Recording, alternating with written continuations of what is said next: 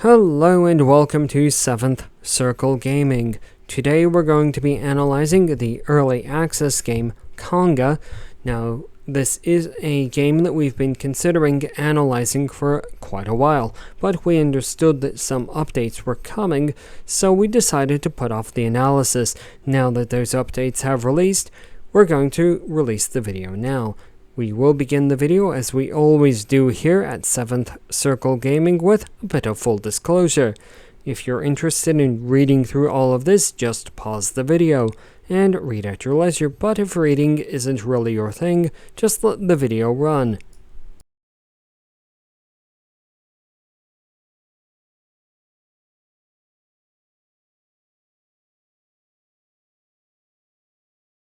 In this first bit of gameplay footage that we're going to look at, we're going to take a look at the in-game world, and then we'll talk briefly about the user interface.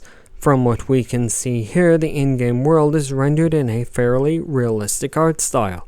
The trees look like trees and buildings look like buildings, although it's obvious that there are some science fiction touches.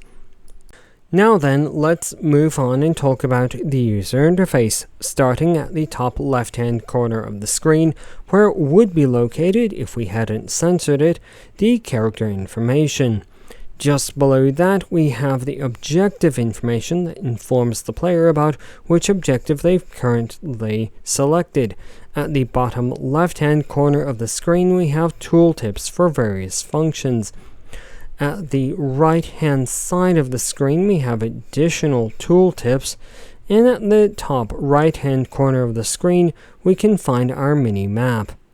This does, of course, leave the majority of the play space free to render the in-game world, or as we are seeing here, it allows the game to render the spacecraft that the character is flying. In this next bit of gameplay footage that we're going to share with you, we aim to illustrate the size of the in-game world.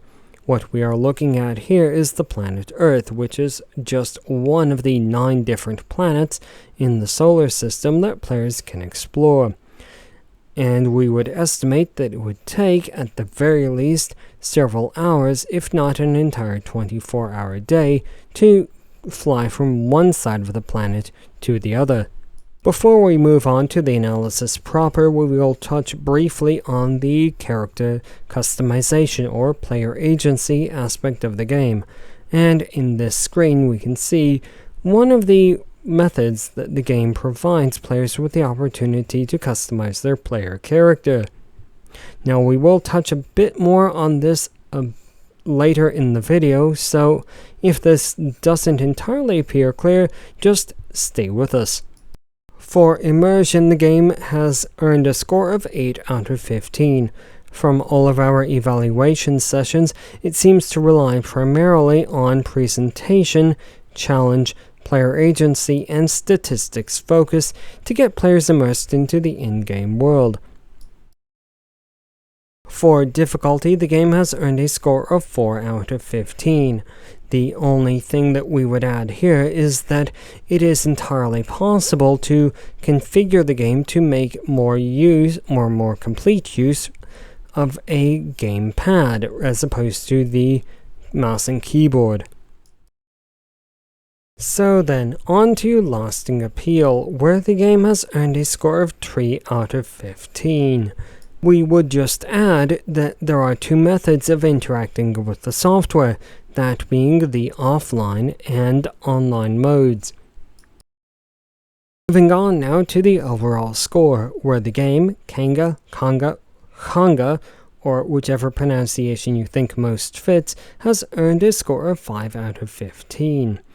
The game is early access, so everything that we've just said is subject to change. As we mentioned earlier, we've actually held off the analysis of this game because it is actively under development. And that's all the objectivity we can manage for this video, so let's get out the salt and get subjective. In our own highly subjective opinion, the game has almost as many positives as it has negatives. On the positive side, the setting for the game is really interesting. The game world is also a mile wide. Unfortunately, it's only about a couple of centimeters deep, as there isn't much to do on the different planets that players can explore. In short, the game does have promise, but even still, it does feel a bit like a game designed by a team of science fiction fans attempting to plan out the game at the same time as they're writing the code for it. And on that final, highly subjective note, we have a hearty congratulations to everyone who watched all the way to the end of the video. We very much appreciate it. And if there is a game that you would very much like to see analyzed on the channel, please let us know in the comments section below. If you do appreciate these highly objective analyses of games, do give the video a like, subscribe for more of these, and really let us know. We've been considering analyzing the game Helldivers 2. If you'd like to see an analysis of that, do let us know in the comments below. Until the next video, whatever it is, from 7th Circle Gaming, goodbye.